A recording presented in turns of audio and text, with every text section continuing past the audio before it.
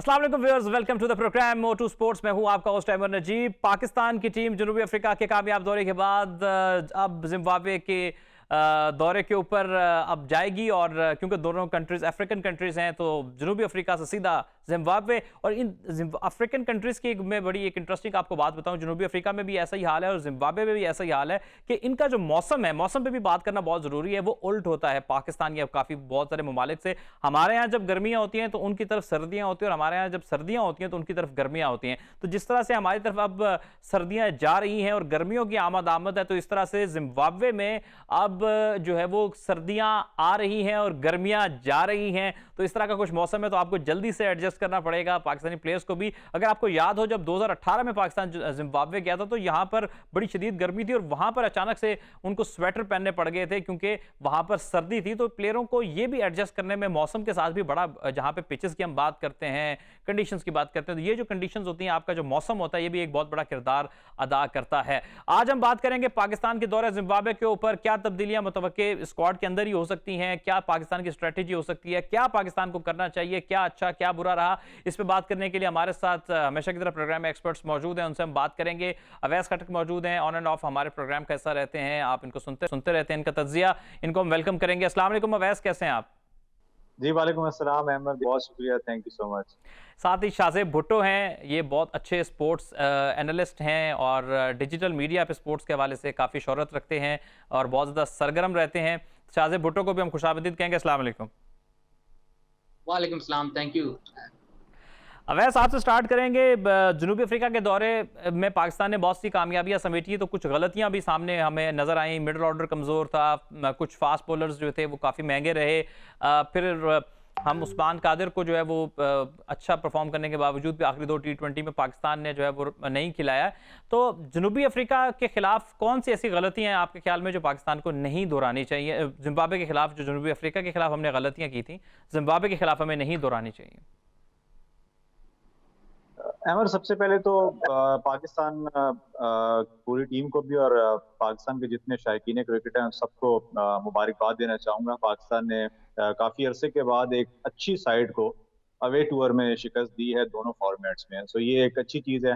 Apart from that कि उनकी पूरी साइड थी या नहीं थी, खैर इसमें हमारा कसूर नहीं था। लेकिन यह है कि पाकिस्तान ने बड़ा अच्छा खेल पेश किया। जो सबसे अच्छी चीज मुझे ये लगी है कि पाकिस्तान के टॉप ऑर्डर बैट्समैन जो है वो हमें एक अच्छे रिदम में, एक अच्छी फॉर्म में दिखाई दी हैं, वनडे में भी और T20 सीरीज में भी। ऑब्वियसली हर सीरीज खत्म होने के बाद कुछ पॉजिटिव चीजें भी सामने आती हैं, कुछ नेगेटिव भी आती हैं। पाकिस्तान की क्रिकेट में हमने पहले भी ये चीज देखी है कि जब भी पाकिस्तान सीरीज जीतता है तो जो नेगेटिव चीजें होती हैं उसको बहुत ज्यादा हाईलाइट नहीं किया जाता, उसको एक साइड पे रख दिया जाता है, और वो गलतियां जो होती हैं वो अगली सीरीज में भी हमें कभी कभार दोहराते हुए दिखाई देते हैं। इस सीरीज में एक तो मुझे ये T20 के हवाले से ही बात करना चाहूंगा, उस्मान कादिर के हवाले से स्पेशली मैं बात करना चाहूंगा कि देखिए वो एक proper genuine leg spin bowler है। मेरा जाती ख्याल ये है कि उनको इस तरीके से ऑन एंड ऑफ खिलाकर काफी ज्यादा उनका जो एक कॉन्फिडेंस है उसको शेक किया जा रहा है। उनको प्रॉपर तरीके से चांस मिलना चाहिए। अगर आपने ये इरादा कर लिया है कि उनको लेकर चलना है लॉन्गर टर्म में, तो फिर आपको इस तरीके से नहीं लेकर चलना कि आप उसको एक मैच में खिलाते हैं, अगर वो परफॉर्म कर भी देते हैं उसके बाद आप जो है वो एक नए प्लान के साथ चले जाते हैं कि हमने बैट्समैन जरा ज्यादा खिलाने हैं और ऑलराउंडर्स जो है वो जरा ज्यादा खिलाने हैं ताकि अपनी बैटिंग को भी मजबूत कर दिया जाए। मैंने कल के मैच में भी ये चीज फील भी की, नोट भी की कि आप देखिए कि जहां पर आपके टॉप ऑर्डर के बैट्समैन जो है यानी नंबर 5-6 तक अगर वो नहीं क्लिक कर पाते, तो मोस्ट ऑफ द टाइम आपके नीचे के बैट्समैन से आप उम्मीदें ज्यादा बांधना शुरू हो जाते हैं और वो भी उस तरीके से डिलीवर नहीं कर पाते, तो फिर आप अल्टीमेटली उसी सोच की तरफ जाते हैं कि यार हमने बॉलिंग कम खिलाई है। तो मेरे ख्याल में वर्ल्ड कप आपका जो है वो ऐसी कंडीशंस में आ रहा है जहां पे आपको जेन्युइन 2 स्पिनर्स टीम के अंदर रखने ही होंगे। नवाज आपके पास बतौर ऑलराउंडर अच्छा ऑप्शन है, बॉलिंग भी अच्छी कर रहे हैं, लेकिन उस्मान कादिर को अगर आपने फुल कॉन्फिडेंस देना है, उनसे अच्छा परफॉर्म करवाना है, तो उनको इस तरीके से नहीं लेकर आपने चलना है कि आप उनको ऑन एंड ऑफ खिलाएं, उनको प्रॉपर चांस आपने देना ही है। तो एक तो गलती मुझे ये दिखाई दी है। दूसरा, मिडिल ऑर्डर जो हमारा है बैटिंग में, उसको मैं उस पर बात करना चाहूंगा कि अभी तक शेकी दिखाई दे रहा है। हम फैसला नहीं कर पा रहे कि हमने अपने स्पेशली T20 के अंदर क्या मिडिल ऑर्डर खिलाना है। क्या हम आसिफ अली के साथ ही जाएंगे? ये चीज नहीं चल सकती क्योंकि कभी आप आसिफ अली की परफॉर्मेंस के ऊपर जो है, जो डोमेस्टिक में परफॉर्म करते हैं उनको इन करके दोबारा से खिलाते हैं, वो नहीं चलते, उनको दोबारा डोमेस्टिक पे भेजते हैं। खुशदिल शाह को एंटर कर देते हैं। तो इसी तरीके से अभी मैं सुन भी रहा था, मुख्तलिफ सोशल मीडिया पे भी बहुत सारे लोगों के राय देख रहा था जी, कि वो कह रहे हैं जी कि इफ्तिखार अहमद को दोबारा से मौका मिलना चाहिए।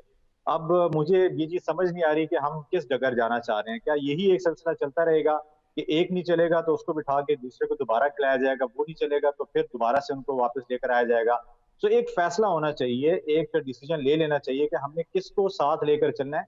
फिर चाहे वो फेल हो या कामयाब हो, उसको आपने लेकर चलना है लॉन्गर टर्म में, और उसको वर्ल्ड कप तक साथ सस्टेन करना है। शोएब मलिक के हवाले से भी बातें चल रही हैं।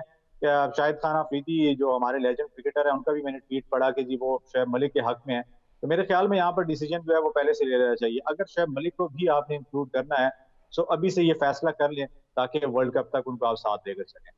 बिल्कुल ठीक है, शाहजेब की तरफ आएंगे। शाहजेब, एक बड़ी अजीब सी बात नज़र आती है। पहले जाहिद महमूद जो हैं उनको सिलेक्ट नहीं किया गया था जिम्बाब्वे में T20 सीरीज़ के लिए, हालांकि 3 आउट किए थे उन्होंने अपने T20 डेब्यू के ऊपर।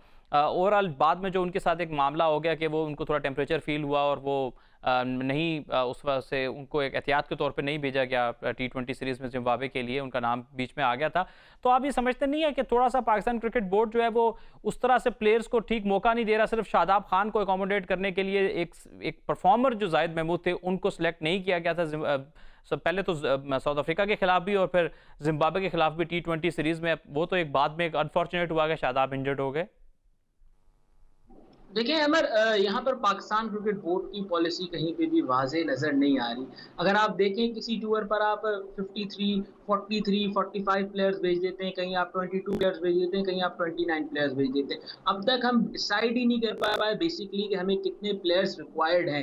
और अगर आप इस सीरीज़ की बात करें तो ये हमारी एक सीरीज़ नहीं थी, बल्कि 2 टूर्स थे हमारे, जिसमें हमने वनडे क्रिकेट भी खेलनी थी, टेस्ट क्रिकेट भी खेलनी थी और इसके साथ साथ T20 क्रिकेट भी खेलनी थी। इस बार पाकिस्तान क्रिकेट बोर्ड ने अपनी पॉलिसी चेंज कर दी कि जो टेस्ट मैच के प्लेयर्स हैं उनको हम बाद में भेजेंगे, वरना आपने पहले देखा है कि शुरू से ही प्लेयर्स चले जाते हैं। और इसमें कोई मुज़ायका नहीं था अगर जिम्बाब्वे पाकिस्तान क्रिकेट बोर्ड अपने टेस्ट मैच के प्लेयर्स को थोड़ा सा पहले भेज देता, वो वहां पर प्रैक्टिस करते। ठीक है, जानते हैं हम कि जिम्बाब्वे क्रिकेट के हालात कैसे हैं, लेकिन अब तक जब भी टूर हुआ है हमेशा पाकिस्तान क्रिकेट बोर्ड ने ही सपोर्ट किया है। तो वो जो कैंप आप यहाँ पर लगा रहे थे वो आप फैसिलिटेट कर देते जिम्बाब्वे क्रिकेट बोर्ड को, आपके प्लेयर्स जाके यूज टू हो जाते, फिर आपके पास ऑप्शन आ जाती कि अगर आपको जाहिद महमूद चाहिए होते तो आप जाहिद महमूद को भी यूज कर सकते थे।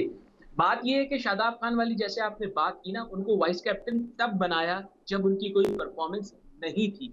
हालांकि लास्ट ईयर उनकी कैप्टनसी आप देख लें, इस्लामाबाद यूनाइटेड कितना स्ट्रगल कर रही थी उनकी कैप्टनसी में। उनकी इंडिविजुअल परफॉर्मेंस थी, but as a captain, as a leader वो अपनी टीम से वो काम नहीं ले पा रहे थे जो एक लीडर को लेना चाहिए। उसके बाद भी उनको पाकिस्तान का वाइस कैप्टन बनाया गया। चले कोई बात नहीं, पाकिस्तान क्रिकेट बोर्ड ने एक दूरअंदेशी का मुजाहरा किया, आगे का सोचा उन्होंने। लेकिन अब उस्मान कादिर आपके पास बैठे में, आप उनको मौका नहीं दे रहे, जाहिद महमूद को आप साथ लेके नहीं गए। इससे तो आप क्लियर मैसेज देना चाह रहे हैं कि शादाब खान का ही वेट कर रही है पाकिस्तान क्रिकेट टीम, कि शादाब खान फिट हो जाएं, वो टीम में आके अपनी जगह लें। उससे पहले ये जगह किसी को दी नहीं जाएगी। जहां तक आप पाकिस्तान टीम की ओवरऑल बात कर रहे हैं, हमारा टॉप 3 तो परफॉर्म कर रहा है, लेकिन मिडिल ऑर्डर में काफी ज्यादा इश्यूज है। जैसे कि अवैस ने भी कहा कि बात हो रही है कि कुछ पुराने प्लेयर्स को वापस लाया जाए। मैं तो कल ये तक देख रहा था कि अब उमर अकमल को वापस लाने की बातें की जा रही है, जिन्होंने कोई 1.5 साल से प्रोफेशनल क्रिकेट नहीं खेली। तो ये पाकिस्तान क्रिकेट में हमेशा होता रहा है। एक और मर्तबा अगर ये हो गया तो फिर हम आगे नहीं जाएंगे, बल्कि पीछे की तरफ ही आते जाएंगे। बिल्कुल ठीक है जी, हम आगे नहीं जाएंगे, पीछे की तरफ जाएंगे। अवैस, आपकी तरफ आऊँगा। हालांकि हमें ये वर्ल्ड कप जो है वो इंडिया में खेलना, जिस तरह आपने बात की थी, और वहाँ पर आपको पता है या तो बैटिंग ट्रैक्स होंगे या थोड़ी बहुत अगर हेल्प होगी तो वो स्पिनर को होगी, और जो तीसरा फैक्टर होगा शायद मेरे ख्याल में जो थोड़ा बहुत होगा वो अगर कहीं कहीं कहीं ना कहीं अगर आया तो वो रिवर्स स्विंग होगा। तो अवैस, मेरा ये सवाल ये है कि इस सारे चक्कर में कहीं ऐसा तो नहीं होगा जैसे पाकिस्तान क्रिकेट बोर्ड माजी में यू टर्न लेता रहा कि आखिरी लम्हे पे जैसे शोएब मलिक को बुला लिया या आमिर को वापस बुला लिया या वहाब रियाज को वापस बुला लिया? तो आपको लगता है कि कोई इस तरह का यू टर्न भी हो सकता है, या आपको मैनेजमेंट का क्या माइंडसेट लगता है, या यही जो पूल ऑफ प्लेयर्स हैं इसी में से जो है वो हतमी जो प्लेयर्स होंगे वो पिक होंगे? देखें अमर, ये तो आप भी बखूबी जानते हैं, शाहजेब भी काफी गहरी नजर रखते हैं क्रिकेट के ऊपर, कवर करते हैं। तो ये वो चीजें हैं कि जिस पर शायद कि पहले से बात करना थोड़ी बेवकूफ़ी होगी। मेरा ज़ाती ख्याल यही है कि कुछ भी एक्सपेक्ट किया जा सकता है, कुछ भी एक्सपेक्ट किया जा सकता है पाकिस्तान क्रिकेट बोर्ड से। हमने माजी में तो ये सारी चीजें देखी हैं कि बिल्कुल एंड टाइम पर जो है बिल्कुल बड़े टूर्नामेंट से पहले चेंजेस हो जाती हैं। लेकिन इस दफा जो थोड़ा सा मुझे लग रहा है कि पाकिस्तान का जो स्पेशली फास्ट बॉलिंग डिपार्टमेंट है वो कदरे आप उसको स्टेबल कह सकते हैं। और इस दफा जो जिस प्लान के साथ पाकिस्तान क्रिकेट बोर्ड जाएगा, आप के शाहीन शाह अफरीदी इन केस अल्लाह ना करे अगर वो इंजर्ड ना हो जाए, कोई सीरियस इंजरी का शिकार ना हो जाए, हारिस रऊफ हो गए, हसनैन हो गए, और बैकअप में आपके पास अभी दो ऐसे अच्छे यंगस्टर्स भी तैयार हो रहे हैं, जिसमें वसीम की मैं बात करूंगा या अरशद इकबाल की मैं बात करूंगा। तो मेरा जाती ख्याल ये है कि शायद कहीं ना कहीं मुझे मोहम्मद आमिर या वहाब रियाज नहीं दिखाई दे रहे प्लान में।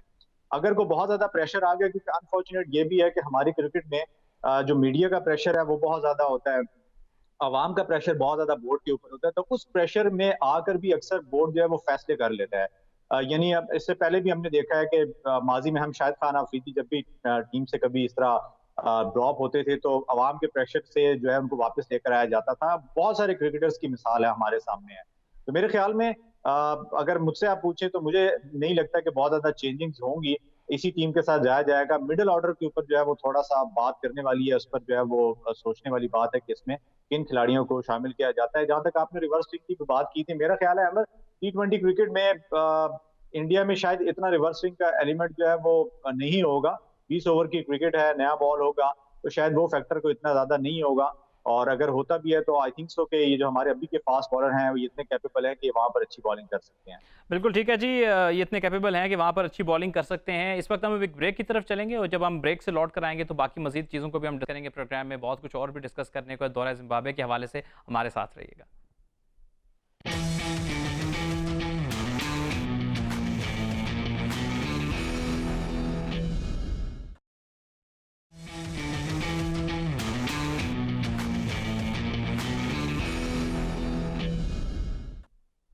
जी व्यूअर्स, बात करते हैं कुछ मजीद दौरा जिम्बाब्वे के हवाले से और शाहजेब की तरफ आऊँगा। शाहजेब, आप ये बताइए कि हमने ये देखा है सिलेक्शन में, ये भी बहुत ज़्यादा देखा गया है कि बहुत जल्द प्लेयरों को मुंतखब कर लिया जाता है। किसी के प्लेयर की टैलेंट पे कोई शुबा नहीं होता, लेकिन हमने देखा किसी ने एक अच्छा स्पेल कर दिया, उसको टीम के लिए मुंतखब कर लिया, किसी ने एक 50-100 कर लिया, उसको टीम में मुंतखब कर लिया। अगर हम माजी की मिसाल देखें तो प्लेयर्स जो कामयाब, जब हम कामयाबी से अच्छे प्लेयर प्रोड्यूस करते थे तो उसमें बड़े लंबे अरसे एक प्लेयर परफॉर्म करता था और उसके बाद जाकर उसको कहीं मौका मिलता था कौमी टीम के अंदर, और यही वजह थी कि हमारे यहाँ प्लेयर के कामयाब होने के चांसेस भी ज्यादा होते थे। लेकिन अभी हम देखा है 2 PSL के मैच में परफॉर्म किया, कौमी टीम में आ गए, एक अच्छा स्पेल कर दिया, कौमी टीम में आ गए। बहुत सारे ऐसे हमें नाम नजर आते हैं। मैं खासतौर पर बात करूंगा जैसे मोहम्मद वसीम जूनियर। किसी के टैलेंट पे कोई एतराज नहीं है, लेकिन अभी मोहम्मद वसीम जूनियर ने किसी ना पाकिस्तान कप में ना PSL में कोई इतनी भी कोई खिड़की तोड़ परफॉर्मेंस नहीं दे दी कि उनको शामिल कर लिया गया। जो इससे पहले के प्लेयर थे उनका क्या होगा? जैसे अमाद भट्ट को आप लेके चल रहे थे, आप आमिर यामीन आपके साथ लूप में थे पिछले टूर में, उसमें आपने उनको बिल्कुल ही बगैर कोई खिलाए आपने ड्रॉप कर दिया। तो आपको लगता नहीं है कि एक तो जल्दबाजी भी बहुत है और फिर पिछले प्लेयर्स को बगैर कोई वजह के या खिलाए भी ड्रॉप कर दिया जाता है? या कुछ प्लेयर हुसैन तलत जैसे होते हैं, एक सीरीज में 2-3 मैच खिलाए, उनको ड्रॉप कर दिया गया। तो बहुत ही ज्यादा कुछ जगहों पर सब नहीं, इमेच्योरिटी भी नजर आती है सिलेक्शन में। देखिए, बात सारी है आपकी सोच की, आपके विजन की। यहाँ पर वही पॉलिसी लेके जाई जा रही है कि जो नज़र आ रहा है उसको सिलेक्ट कर रहे हैं। हालाँकि मैं काफ़ी सरप्राइज़ हुआ था क्योंकि मोहम्मद वसीम जो है वो चीफ सिलेक्टर हैं जो खुद डोमेस्टिक क्रिकेट में इन्वॉल्व रहे हैं, ग्राउंड्स में होते हैं, प्लेयर्स की परफॉर्मेंसेस उन्होंने देखी है। मैं यहाँ पर एक प्लेयर का नाम लेना चाहूँगा, वकास मकसूद। काफ़ी अर्से से वो परफॉर्म कर रहे हैं। आपने उनको पाकिस्तान के लिए 2 T20 खिलाया, आपने उसके बाद उनको डिस्कार्ड कर दिया। आपने अम्माद भट्ट की जिस तरीके से नाम लिया, आप फ़हीम अशरफ को टेस्ट मैच की परफॉर्मेंस पे हर फॉर्मेट में खिला रहे हैं। ठीक है, फ़हीम अशरफ अच्छे ऑलराउंडर हैं, बट कहीं न कहीं तो आपको उनके साथ भी बैकअप लगाना है। आप क्या मैसेज दे रहे हैं प्लेयर्स के साथ बैकअप ना लगा के कि आपका कोई बैकअप नहीं है? जहाँ तक आपने जल्दी प्लेयर सेलेक्ट करने वाली बात की, मोहम्मद वसीम जब PSL खेल रहे थे, मोहम्मद वसीम जूनियर की बात कर रहा हूँ, तब उनके रनअप पर काफ़ी सवालात उठ रहे थे और 4 मैचेस उन्होंने खेले, चारों मैचेस में कहा गया कि इनके रनअप का प्रॉब्लम है। आई डोंट नो कि जब ये लोग सिलेक्ट करने बैठते हैं, क्या विजन होता है, क्या सोच होती है, क्या मेंटालिटी होती है? क्योंकि मोहम्मद वसीम की रनअप के इश्यूज़ हैं, अमर आपने भी देखा है, अवैस ने भी देखा है, ये एक टेक्निकल फॉल्ट है। इस रनअप के साथ वो इंटरनेशनल क्रिकेट नहीं खेल सकते। अगर आपने उनको एक्सपोज़र देने के लिए भेजा है, तो पहले अपनी प्रोडक्ट को रेडी तो होने दें। आपके पास जो इतनी रेडी प्रोडक्ट बैठी हुई है, आप उनको तो आगे लेके जाएँ। शाहनवाज़ दानी के हवाले से काफ़ी बात हो रही है पीएसएल के चंद मैचेस की परफॉर्मेंस पर। हाँ, बिल्कुल सही बात है, इट्स टू अर्ली, लेकिन उस बंदे ने पिछले सीज़न 8 फर्स्ट क्लास मैचेस खेले, उससे पहले भी उन्होंने 1-2 फर्स्ट क्लास मैचेस खेले। वो 2 साल से टीम के साथ हैं और उन्होंने वनडे टूर्नामेंट भी पूरा खेला। वसीम जूनियर ने वनडे 4 डे के 3 से 4 मैच खेले, वो भी एंड में आके, और वहाँ पर भी उनके इश्यूज़ वाज़ेह नज़र आए। तो एटलीस्ट आप पहले टेक्निकल इश्यूज, अगर किसी प्लेयर में कुछ फ्लॉज हैं, उनको दूर करें। वही बात है कि अमर टैलेंट को प्रोडक्ट बना के टीम में लाने वाली बात है। हमारे यहाँ क्या है कि जैसे हमारे जब हेड कोच आए थे तो ये कहा जा रहा था कि टीम के साथ रहेंगे, सीख जाएंगे। इसी तरीके से जब कप्तान आए, अब तो खैर 2 साल हो गए माशाल्लाह से, बाबर को मुबारकबाद भी देना चाहूंगा, नंबर 1 हो गए, कप्तानी कदरे बेहतर कर रहे हैं। लेकिन जब उनको लाया गया था, it was a premature decision, और यही कहा गया था कि वो कप्तानी सीखेंगे। इसी तरीके से मुझे लग रहा है कि 1-2 परफॉर्मेंसेस पे जैसे अब्दुल्ला शफीक को आप ले आए, अब ये कहा जा रहा है कि ये पाकिस्तान टीम के साथ रहेंगे तो सीखेंगे। सवाल ये उठता है कि क्या पाकिस्तान टीम सीखने की जगह है, या आपका जो इतना domestic PSL first class Pakistan cup चल रहा है, वहां से सीख के आपके प्लेयर्स आगे नेशनल टीम में है। बिल्कुल ठीक है जी, वहां से सीखकर नेशनल टीम में अवैस से मैं आगे लेके चलूंगा इसी गुफ्तगू को। अवैस ये बताइएगा कि शाहनवाज धानी अच्छी शोहरत भी रखी, पेस भी अच्छी है, सब कुछ अच्छा है, लेकिन वो कहा जाता है ना कि एक प्लेयर एक लेवल पर आ जाता है कि जब वो इतना अच्छा परफॉर्म करने लगता है कि आप कहते हैं अब इसका सही वक्त आ गया है, इसको अब इंटरनेशनल क्रिकेट में मौका देना चाहिए, जिस भी फॉर्मेट में वो परफॉर्म करके आ रहा है। तो आपको लगता नहीं है कि हमारे यहाँ अभी वो कहते हैं कि अभी फल पकने से पहले कच्चा कच्चा तोड़ लिया जाता है? बेहतर नहीं था कि आप टेस्ट क्रिकेट में जहां पे आप जिम्बाब्वे जा रहे थे तो आप अपने जो सुप्रीम परफॉर्मर जो आपके फर्स्ट क्लास में एक नहीं काफी सीजन से परफॉर्म कर रहे हैं, वकास मकसूद, नया बॉल बहुत आउटस्टैंडिंग किया लास्ट कायद आज़म ट्रॉफी में भी, बेहतर नहीं था कि धानी के पास तो अभी बहुत कुछ इंप्रूव करने को भी है और उसके पास बहुत वक्त भी, अभी बड़े यंग हैं, आप उनको आगे ले T20 में चले, आपको एक्सपोजर दे सकते थे छोटे फॉर्मेट में, आप डायरेक्ट टेस्ट में लेके, बेहतर नहीं था कि आप वकास मकसूद जैसे अच्छे और मेच्योर मजे हुए खिलाड़ी को इस तरह के टूर्नामेंट में, इस तरह के टूर पे मौका देते? बिल्कुल अमर, दुनिया क्रिकेट में देखें जहां आप फॉलो करते हैं क्रिकेट को, आपको पता है कि पूरी दुनिया के अंदर एक ये क्राइटेरिया जो है उसको यूज किया जाता है कि जब भी कोई बॉलर जो है डोमेस्टिक में परफॉर्म करता है, अच्छा एक उसका सीजन या 2 सीजन वो गुजारता है, उसके बाद उसको इंटरनेशनल क्रिकेट की जो है वो हवा जो है उसको दिखाई जाती है।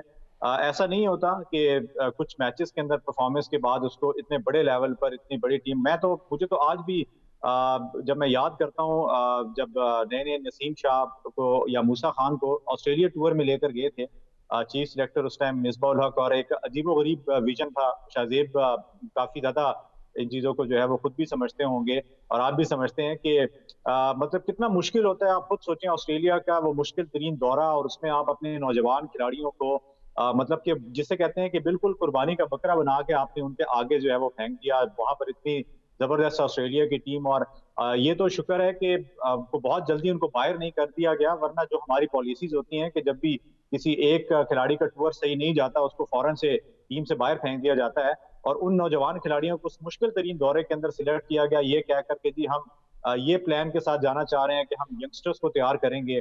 तो मेरे ख्याल में ये कभी भी क्राइटेरिया नहीं होता। आपका कोई भी नौजवान क्रिकेटर अगर आपके डोमेस्टिक क्रिकेट के अंदर परफॉर्म करता है तो आप उसको पहले इंटरनेशनल क्रिकेट में T20 में एक दफा देखते हैं, और अगर T20 में उसकी परफॉर्मेंस बेहतर है वहां से आप शिफ्ट करते हैं ओडीआई में, और अगर एक्स्ट्रा ऑर्डिनरी परफॉर्म ओडीआई में भी करता है तो देन आप जाते हैं लॉन्गर फॉर्मेट की क्रिकेट में।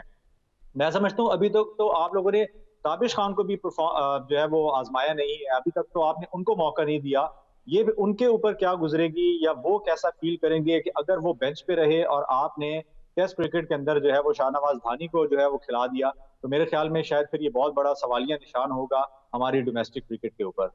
अच्छा जी, सवालिया निशानों को डोमेस्टिक क्रिकेट के ऊपर वैसे इसी पे मैं मजीद आपसे बात करूंगा कि हमने एक वक्त में शाहनवाज धानी की बात की है, दूसरी तरफ मैं अब्दुल्ला शफीक के केस के ऊपर भी बात करना चाहूंगा कि यहाँ पे भी हमें काफ़ी जल्दबाजी नजर आई। अभी उन्होंने पहला फर्स्ट क्लास मैच उन्होंने खेला था, और उस एक फर्स्ट क्लास मैच के बाद एक टूर्नामेंट में उनको 100 के ऊपर पहले T20 क्रिकेट खिला दी गई, और T20 क्रिकेट खिलाने के बाद जब सिलेक्शन कमेटी तब्दील अपील हुई तो नई सिलेक्शन कमेटी कहती है जी कि हमने इनका टैलेंट आइडेंटिफाई किया, ये लॉन्गर फॉर्मेट के बेहतर प्लेयर हैं कंपेयर टू जो T20 क्रिकेट के। अच्छा, फिर वनडे क्रिकेट में भी अभी आप देखें कितने लिस्ट ए मैच, अगर मैं गलत नहीं हूं तो उन्होंने कोई ना होने के बराबर लिस्ट ए क्रिकेट खेली है, तो उसमें उनको वनडे स्क्वाड में किस बुनियाद के ऊपर आपने रख दिया गया? सिर्फ ये कि जी मेरी आय है, मेरी समझ में ये प्लेयर अच्छा है, परफॉर्मेंस एक तरफ हो गई, तो फिर तो मुश्किल हो जाएगी ना कि आप अब्दुल्ला शफीक को भी फिर ओपनिंग में ले गए हैं, तो फिर तो समी असलम जैसे लड़के या बाकी लोग तो ना मायूस होकर जो परफॉर्म करते हैं वो तो फिर मुल्क छोड़ के ही जाएंगे।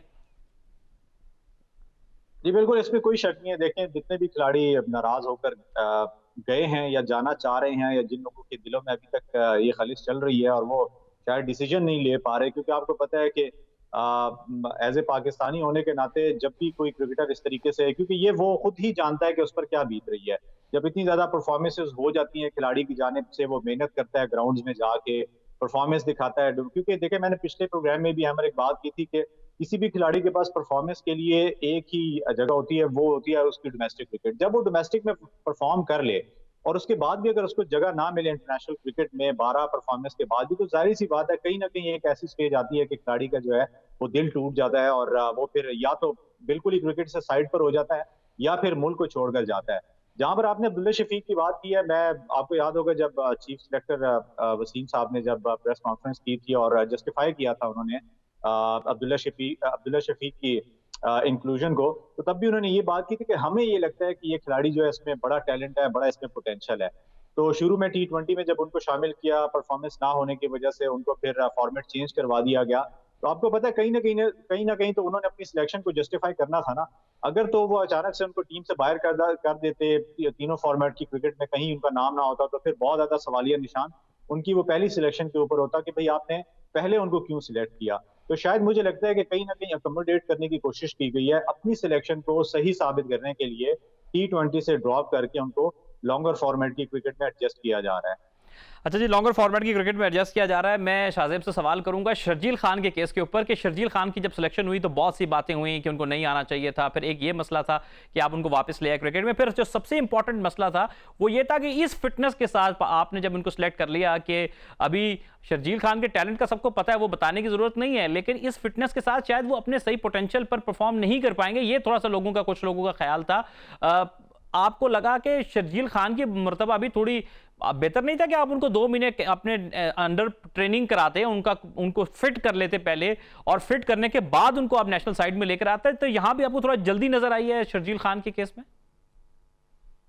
देखिए, हमारा पैनिक बटन प्रेस किया गया है पाकिस्तान क्रिकेट बोर्ड की जानिब से, क्योंकि फ़खर जमान पिछले काफ़ी अरसे से परफॉर्म नहीं कर रहे थे इस टूर से पहले, और पाकिस्तान क्रिकेट टीम को एक ऐसा ओपनर चाहिए था कि जो तेज खेल सके। रिजवान या बाबर जो भी ओपन करे, उनके साथ साइड में एक ऐसा प्लेयर हो जो कि क्विक फायर रन कर सके। और यहाँ पर चीफ सेलेक्टर ने कप्तान की बात सुनी, क्योंकि कप्तान के साथ वो फ्रेंचाइज में ओपन भी करते हैं और काफ़ी अच्छी उनकी पार्टनरशिप्स भी रही है। लेकिन अब फ़खर फॉर्म में आ गए, अब शर्जील के लिए काफ़ी मुश्किल हो जाएगा कि इस फिटनेस के साथ या जो लेवल उनके साथ लगा हुआ है उसके साथ वो अब मुस्तकबिल करीब में पाकिस्तान टीम में कमबैक कर सके।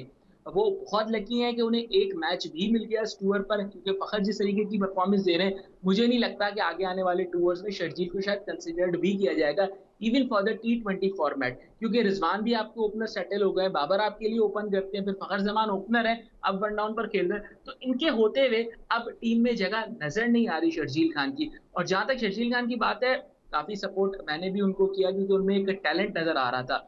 बट बात वही होती है कि उनको 3 साल मिले थे, इन 3 साल में वो अपने ऊपर काफी काम कर सकते थे, अपने आप को काफी इंप्रूव कर सकते थे। जैसे माजी में बात की जाती है ना कि जब ये सारे क्रिकेटर्स हमारे 5-5 सालों के लिए बैन हुए थे, तो एक प्लेयर ऐसे थे, हमारे आपको भी पता होगा, सलमान बट, जिन्होंने एक दिन भी अपनी ग्राउंड प्रैक्टिस नहीं छोड़ी थी, और जब वो क्रिकेट फील्ड में वापस आए थे तो उनकी परफॉर्मेंसेस ये चीज शो भी कर रही थी। तो ये गोल्डन टाइम था, शर्जील के पास एक गोल्डन अपॉर्चुनिटी थी कि अपने ऊपर वर्क करते, अपनी फिजिकल फिटनेस पर वर्क करते, और उसके बाद जब क्रिकेट में आते तो एक डिफरेंट शर्जील नजर आते। बट अनफॉर्चुनेट ये है कि इंप्रूवमेंट तो नहीं हुई, बल्कि मजीद हमें थोड़ा सा पीछे जाते वो नजर आए। तो शर्जील को अपने ऊपर काफी काम करना पड़ेगा। मेरे ख्याल से शायद उनको अगला कायद-ए-आज़म ट्रॉफी का पूरा सीजन खेलना पड़ेगा, नेशनल T20, फिर पाकिस्तान कप। अच्छा शाहज़ेब, एक और मैं बीच में आपको इंटरप्ट करना चाहूंगा और आपसे इसी पे एक सवाल करना चाहूंगा। आपने कायद आज़म ट्रॉफी की बात की, लेकिन हम डोमेस्टिक क्रिकेट में देखते हैं, इवन मैं टिपिकली चले मैं मिसाल दे देता हूं, सिंध की टीम जब मैंने लास्ट टूर्नामेंट देखा तो उसमें बहुत सारे ऐसे प्लेयर थे जिनकी तौंद निकली हुई थी। चले मैं नाम नहीं लेता प्लेयर्स के, लेकिन मुझे 3 से 4 प्लेयर, अब आपको पता है मैं किनकी तरफ इशारा कर रहा हूं, उनकी तौंद निकली हुई थी। तो हमें ये समझ में ये आता है कि हमारे जो इंटरनेशनल क्रिकेट में जो रिक्वायरमेंट होती है वो डोमेस्टिक क्रिकेट में पूरी नहीं होती। यानी फिटनेस का स्टैंडर्ड अचानक से हमें इंटरनेशनल क्रिकेट में पूरे करने पड़ते हैं अपने प्लेयर्स के, लेकिन जो नीचे की क्रिकेट है, चाहे वो पाकिस्तान कप हो, T20 कप हो या कायद आज़म ट्रॉफी हो, उसमें प्लेयर जो है वो हल्की फिटनेस के साथ भी या बिलो फिटनेस स्टैंडर्ड के साथ भी खेलते हुए नजर आ रहे हैं। तो आपको लगता नहीं है कि जब तक हम जो इंटरनेशनल क्रिकेट की रिक्वायरमेंट है करीब करीब वो मेयार डोमेस्टिक क्रिकेट में नहीं लेकर आएंगे, तब तक मामला जो है वो सिर्फ अकेले खाली डोमेस्टिक से फिटनेस की तनाजुर में खेलने से हल नहीं होगा? कंट्रैक्ट चल रहा है। अगर आप पिछली हमारी सिलेक्शन कमेटी देखें जिसमें इंतजामुल हक हेड कर रहे थे, मिकी आर्थर थे, उसमें काफी फिटनेस पर तवज्जो दी जाती थी। उसमें ये बात की जाती थी कि अगर आप फिट हैं तो आपकी स्किल हम डेवलप करेंगे। लेकिन इस सिलेक्शन कमेटी ने या फिर इससे पहले जो मिसबाह-उल हक की सिलेक्शन कमेटी थी, उन्होंने ये चेंज कर दिया पूरा ट्रेंड। उन्होंने ये कहा कि अगर आपके अंदर टैलेंट है तो फिटनेस आपकी आ जाएगी, टैलेंट ज्यादा मैटर करता है। ये चीज हमें काफी ज्यादा नजर आ रही है, लेकिन ऐसा होना नहीं चाहिए। It should be a combination of the fitness and your skill. अगर आपकी दोनों चीजें परफेक्ट होंगी तो ही आप ग्राउंड में अच्छा रिजल्ट दे सकते हैं। और जहां तक बात रही, अब तो एनसीए आ गई है, एनसीए में आपके पास कोचेज हैं, एनसीए में आप कैंप्स करवा सकते हैं, एनसीए में आप प्लेयर्स को 2 से 2.5 महीने के सेशंस करवा सकते हैं, उनको पूरा प्लान फॉलो करवा सकते हैं। पहले तो ये बात होती थी ना कि भाई न्यूट्रिशनिस्ट हो गए, कोचेज हो गए या फिर ट्रेनर्स हो गए, वो प्लेयर्स को प्लान्स देते हैं। अब प्लेयर के अपने ऊपर भी डिपेंड करता है कि वो उसको फॉलो करें या ना करें। बट आपके पास अब इतनी अच्छी फैसिलिटी मौजूद है लाहौर में, बल्कि कराची में भी रेडी है, बस आपने स्टाफ अपॉइंट नहीं किया। आपके पास मुल्तान में है, आपके पास एकेडमीज है, वहां पर अगर आपका प्रॉपर स्टाफ है, इवन अभी लाहौर में ही आप प्लेयर्स को बुलाएं, प्लेयर्स को ठहराएं। अभी आजम खान को ठहराया था ना, 15 दिन वो वहां पर रह के आए, काफी इंप्रूवमेंट नजर आई है, आगे भी काफी मार्जिन है इंप्रूवमेंट का। तो जिन प्लेयर्स को आप आइडेंटिफाई कर रहे हैं उनको आप अपने साथ रखें, उन पे काम करें। और मैं फिर से रिपीट करूंगा कि टैलेंट को प्रोडक्ट में कैसे कन्वर्ट करना है, यही हमें सीखने की जरूरत है। टैलेंट को प्रोडक्ट में कैसे कन्वर्ट करना है हमें सीखने की जरूरत है। अवैस, आपकी तरफ आऊंगा। आपको लगता है कि आपका क्या ओपिनियन है कि जिम्बाब्वे के खिलाफ जो हमारा सेट ओपनिंग पेयर है, क्या उसी के साथ हमें जाना चाहिए, या हमें कहीं बीच में अगर आप ले गए हैं तो ट्राई करना चाहिए कि जी शर्जील को भी मौका दें, हम बीच में T20 मैचेस में जिम्बाब्वे के खिलाफ 2 मैचेस में या सारी सीरीज में कि देख ले कि जिम्बाब्वे क्योंकि थोड़ी सी कदर हल्की टीम है तो कि कैसा वो परफॉर्म करते हैं। तो आपका क्या ख्याल है, आइडियली क्या होना चाहिए? पाकिस्तान को सेट कॉम्बिनेशन के साथ जाना चाहिए ओपनिंग में टॉप ऑर्डर में, या शर्जील को भी मौका दिया जा सकता है?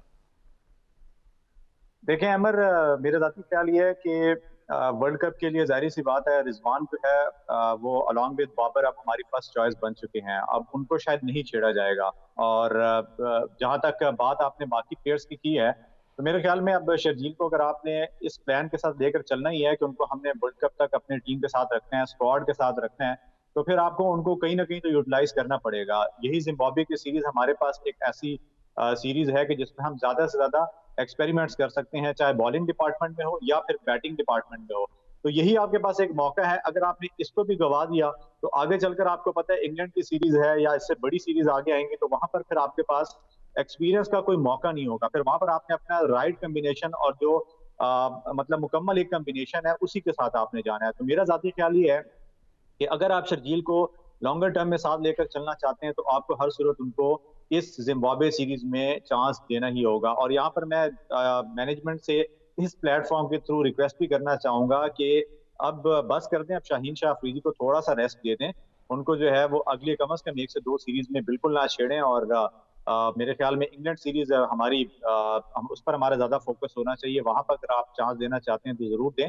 लेकिन मेरे ख्याल में अब काफी क्रिकेट उनकी हो चुकी है, ऐसा ना हो कि कहीं कोई सीरियस इंजरी हो जाए और हमारा जो मेन मकसद है वर्ल्ड कप का वहां पर हम उनकी सर्विसेज हासिल ना कर सके। हमारे पास जो आपने स्क्वाड के अंदर 2 और यंगस्टर्स को इंक्लूड किया हुआ है, वसीम जूनियर हो गए या अरशद इकबाल हो गए, आप इस जिम्बाब्वे सीरीज में उनको भी आजमा सकते हैं। बिल्कुल ठीक है अवैस, इस वक्त हमें ब्रेक की तरफ चलना है, इसी डिस्कशन को हम आगे कंटिन्यू रखेंगे इस ब्रेक के बाद। व्यूअर्स ब्रेक पे जा रहे हैं, लौट कर आते तो मजीद डिस्कशन करते हैं।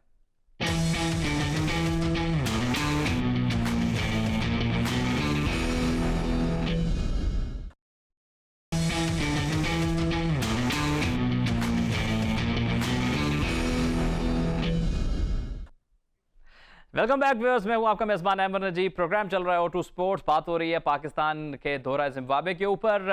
हमारे साथ हमारे जो एक्सपर्ट्स मौजूद हैं, शाहज़ेब भुट्टो और अवैस खटक, इनसे हम कुछ बात कर रहे हैं। अवैस, वहीं से लेके चलेंगे जहां से गुफ्तगू को छोड़ा था। बात में कुछ करना चाहूँगा कि हम आपने कुछ रेस्ट की बात की थी शाहीन शाह अफरीदी के हवाले से कि बहुत तवील अरसे से खेल रहे हैं और उनको रेस्ट नहीं दिया गया। हालांकि आप एक नए नौजवानों को भी लेके गए, अरशद इकबाल को लेके गए, वसीम जूनियर को लेके गए। चलें, वसीम जूनियर के मसाइल हैं, लेकिन अरशद इकबाल तो फिर भी आपके पास मौजूद है, आपके पास सफिशिएंट एक चॉइस मौजूद है। तो आपको क्या लगता है मैनेजमेंट इतनी डरती क्यों है? मतलब उनके अंदर वो एक हार का खौफ क्यों है कि जहां पर वो हर मैच में शाहीन अफरीदी को खिला रहे हैं, हालांकि इस टूर पे वो उस तरह से परफॉर्म नहीं कर सके जिस तरह उनसे तवक्को की जा रही थी। तो ये डर क्यों है हमारी मैनेजमेंट के अंदर? हालांकि छोटी टीमें जिस तरह जिम्बाब्वे, उनके खिलाफ भी हम पूरी स्ट्रेंथ के साथ जाते हैं। देखें अमर, एक नॉर्मल पर्सन और एक लीडर में डिफरेंस यही होता है ना। लीडर जो होता है वो जो शिकस्त होती है उससे घबराता नहीं है। वो डिसीजन मेकर होता है, वो फैसले जो है उसको लेना पसंद होते हैं। और रिस्क का फैक्टर जो है वो आपको पता है, जब जब इवन के हमारे नॉर्मल लाइफ के अंदर भी अगर आप रिस्क नहीं लेंगे तो आपको कामयाबी के चांसेस भी काफी कम होते हैं। तो लीडर्स जो होते हैं वो रिस्क लेना पसंद करते हैं। हमारी ये जो मौजूदा मैनेजमेंट है, जिसका हिस्सा हमारे आप कह लीजिए कि इवन आप वसीम के साथ मिसबाह उल हक साहब भी हैं, तो ये शुरू से ही एक डिफेंसिव अप्रोच के साथ अपनी क्रिकेटिंग, जब इनका दौर चल रहा था उसमें भी काफी ज्यादा हम देखते थे कि कप्तानी में डिफेंसिव रहते थे। और फिर अभी जब वो हेड कोच भी हैं तब भी ये सिलसिला है।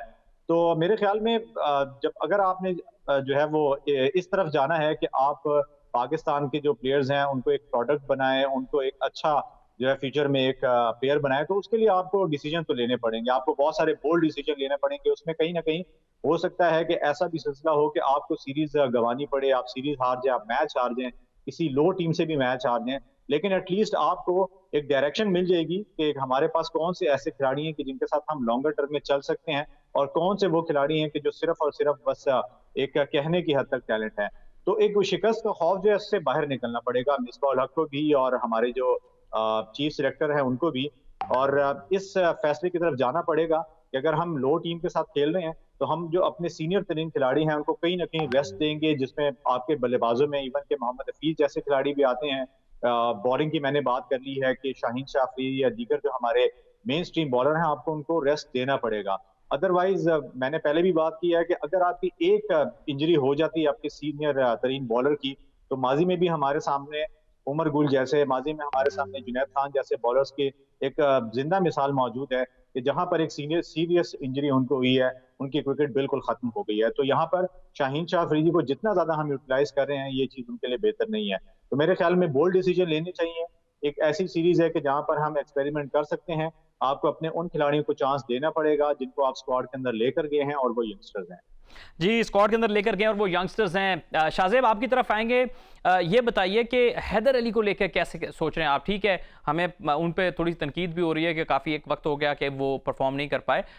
उनके साथ भी थोड़ा सा ये हुआ कि क्योंकि वो बेसिकली तो आपको पता है कि वो एक टॉप ऑर्डर बैट्समैन थे, ओपनर थे, जिनको पाकिस्तान की टीम में फिर वन डाउन पे खिलाया गया। फिर वन डाउन के बाद पीएसएल में उनको पिशावर ज़ल्मी ने कुछ मैचेस में ऊपर नहीं चले तो उन्होंने मिडिल ऑर्डर में या लेट ऑर्डर में खिलाया, तो वहां उन्होंने रन्स किए। तो पाकिस्तान क्रिकेट बोर्ड ने भी वही पैटर्न फॉलो किया और उनको फिर 5वें नंबर पे खिलाना शुरू कर दिया है, जिसपे वो अभी परफॉर्म नहीं कर पा रहे हैं। आपका क्या ख्याल है कि ये सीरीज कितनी की हो सकती है हैदर अली के लिए? क्या हमें सिर्फ ये कि हर सीरीज के बाद एक प्लेयर ड्रॉप कर दो, या फिर हमें हैदर अली जैसे टैलेंट को, उसकी जो गलतियां उसको दुरुस्त करके उनको साथ लेके चलने की जरूरत है? अमर, मैं हैदर अली को अब से नहीं, मैं हैदर अली को पिछले 3 साल से फॉलो कर रहा हूँ और मुझे समझ नहीं आ रहा। पाकिस्तान क्रिकेट बोर्ड की तो चले आप बात कर रहे हैं, लेकिन मुझे हैदर अली की समझ में नहीं आ रही। मैं उस हैदर अली को जानता था जिसको मैंने अंडर 17 अंडर 19 में खेलते हुए देखा। एशिया कप में मैंने उसको फॉलो किया, अंडर 19 वर्ल्ड कप में मैंने उसको फॉलो किया, मैंने उससे कई इंटरव्यूज़ किए, उससे मेरी कई बातें। ये धीमे मिजाज के प्लेयर थे और टेक्निकली काफ़ी साउंड थे। जब अंडर 19 वर्ल्ड कप में ये कवर ड्राइव मार रहे थे तो उस वक्त कमेंटेटर्स कह रहे थे कि there is bit of Babar Azam in it. वो इस तरीके के प्लेयर थे। आपको अगर पता हो, अंडर 19 वर्ल्ड कप में उन्होंने अपनी 100 स्कोर की थी 115 बॉल्स पर।